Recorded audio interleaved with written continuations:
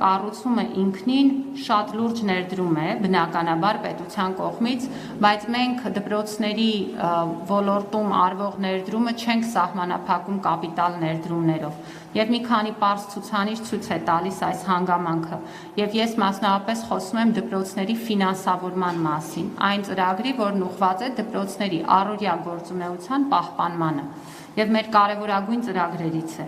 2019-ի դրությամբ մենք այս ուղղությամբ հատկացրել ենք շուրջ 86 միլիարդ դրամ դպրոցների, այսպես կոչված պահպանման ծախսերին կամ դպրոցների ընթացիկ ֆինանսավորմանը։ 2025-ի դրությամբ մենք արդեն այս ուղղությամբ ունեցել ենք 19-ի համեմատ ավելի քան 47% աճ, 128 միլիարդ դրամից ավելի։ 2026-ի համար հաստատված են էլ ավելի մեծ թվեր, մասնավորապես մենք խոսում ենք արդեն 54.9% աճի մասին կամ ավելի քան 131 միլիարդ դրամի։ Իսկ սա նշանակում է, որ դպրոցները ոչ միայն նորովի կառուցվում, վերակառուցվում են եւ նոր գույքով են հագեցվում, այլ նաեւ դպրոցների գործունեության համար ստեղծվում են նոր պայմաններ, որտեղ այդ ֆինանսավորումը առաջին հերթին ընձեռում է հնարավորություններ հոգալու այն ծախսերը, որոնք պետք են ապահովելու պատշաճ պայմաններ դպրոցի գործունեության համար։ Եվ իհարկե դրա կարևորագույն մասը ուսուցիչների վարձատրությունն է, բայց ես ուզում եմ ձեզ հիշեցնել, որ մենք ուսուցիչների վարձատրությունը չենք սահմանափակում աշխատավարձային ֆոնդով, այն ինչը նրանց ստանդարտ ֆինանսավորումն է, այլ էական աճ ունենք եւ այդ աճը գրանցում ենք նաեւ մի քանի պարզ ցուցանիշների միջոցով, որոնք տեսանելի են, ուրեմն կամավոր ատեստավորման գործընթացում Մասնավորապես բողոքարկման արդյունքները արդեն ամփոփված են եւ ես կարող եմ ասել, որ մենք ունենք ավելի քան 9600 ուսուցիչներ բողոքարկման արդյունքները հաշվի առնելով, որոնք որ անցել են կամավոր ատեստավորումը հաջողությամբ եւ բարձրացված վարձատրություն կստանան արդեն այս ամսվանից սկսած։ Եվ նրանք կազմում են մեր ուսուցիչների շուրջ 31%-ը։ Սա շատ լավ ցուցանիշ է, սա ցույց է տալիս, որ կամավոր ատեստավորման համակարգը ամբողջությամբ կայացել է եւ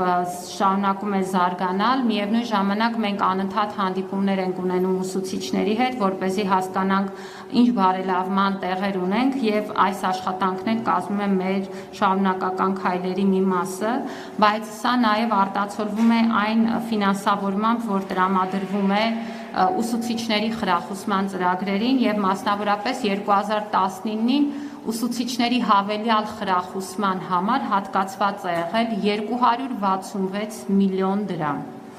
2025-ին մենք այս ուղղությամբ ծախսել ենք 15.2 միլիարդ դրամ։ Եթե այդպես տոկոսային աճերի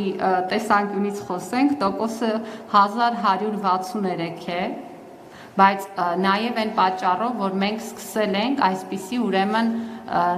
սահմանափակ ծրագրերից։ Սա ոչ միայն թիվ է, այս թվի հետևում հնարավորություններ են, որոնք հազարավոր ուսուցիչների են ընձեռվել, մասնավորապես գիտեք, որ մենք գյուղական փոքր դպրոցների ուսուցիչների համար ունենք առանձին հավելավճարի ծրագիր, բնագիտական առարկաների եւ տեղեկատվական տեխնոլոգիայի ուսուցիչներն են այս ծրագրերի շահառու, կամավոր ատեստավորումն է, տարակարգի նոր մեխանիզմն է, եւ այս բոլորը բնականաբար ընձեռում են նոր հնարավորություններ եւ 26 թվականին մենք արդեն իսկ այս նպատակների համար հատկացրել ենք շուրջ 20 միլիարդ դրամ եւ սա նշանակում է, որ մեր ուսուցիչները էական հնարավորություններ ունեն իրենց վարձատրությունը բարձրացնելու, ասեմ, որ այս դպրոցում էլ որտեղ մենք գտնվում ենք, կան ուսուցիչներ եւ նրանք քիչ չեն, ովքեր հաջողությամբ հաղթահարել են թե կամավոր ատեստավորումը